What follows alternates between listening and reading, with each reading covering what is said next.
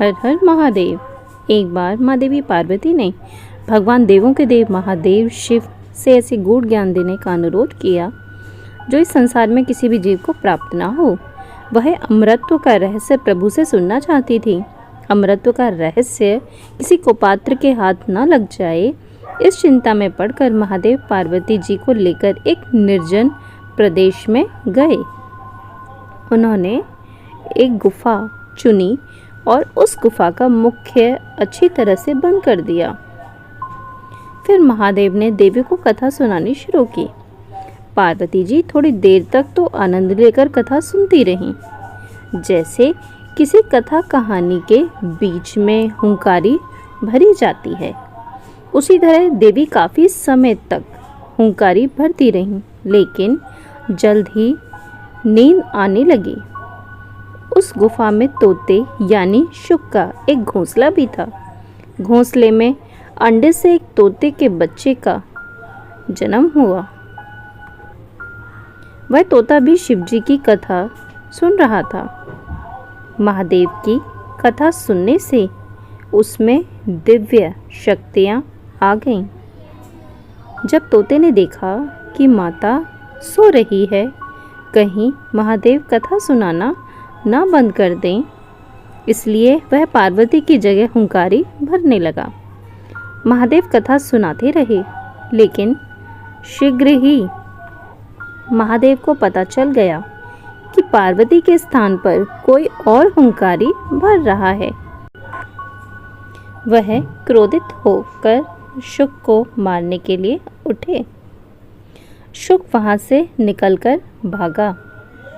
वह व्यास जी के आश्रम में पहुंचा। व्यास जी की पत्नी ने उसी समय जमाई ली और शुक सूक्ष्म रूप धारण कर उनके मुख में प्रवेश कर गया। महादेव ने जब उसे व्यास की शरण में देखा तो मारने का विचार त्याग दिया। शुक व्यास की पत्नी के गर्भस्थ शिशु हो गए। गर्भ में ही इन्हें वेद, उपनिषद, दर्शन और पुराण आदि का सम्यक ज्ञान प्राप्त होता था। शुक ने सांसारिकता देख ली थी, इसलिए वह माया के पृथ्वी लोक की प्रभाव में आना नहीं चाहते थे। इसलिए ऋषि पत्नी के गर्भ से 12 वर्ष तक न ही निकले।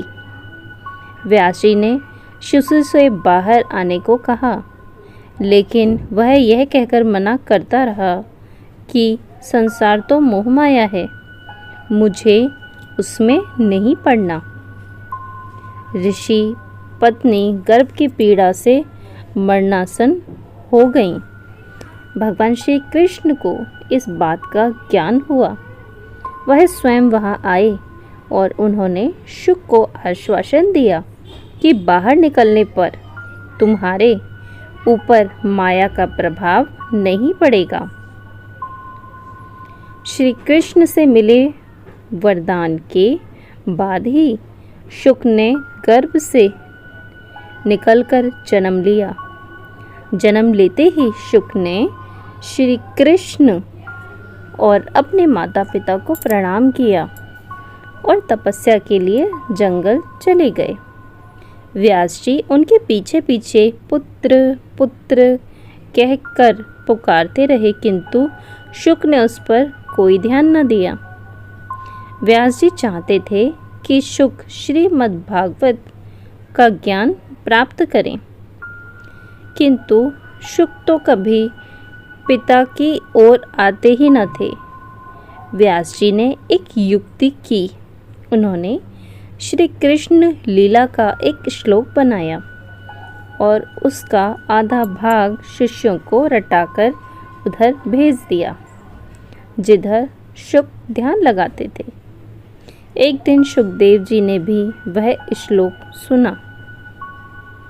वह श्री कृष्ण लीला के आकर्षण में खिंचे सीधे अपने पिता के आश्रम तक चले आए। पिताजी से उन्हें श्रीमद्भागवत के 18,000 श्लोकों का विधिवत ज्ञान दिया। शुकदेव ने इसी भागवत का ज्ञान राजा परीक्षित को दिया, जिसके दिव्य प्रभाव से परीक्षित ने मृत्यु के भय को जीत लिया। बोलिए हर हर महादेव, हर हर महादेव।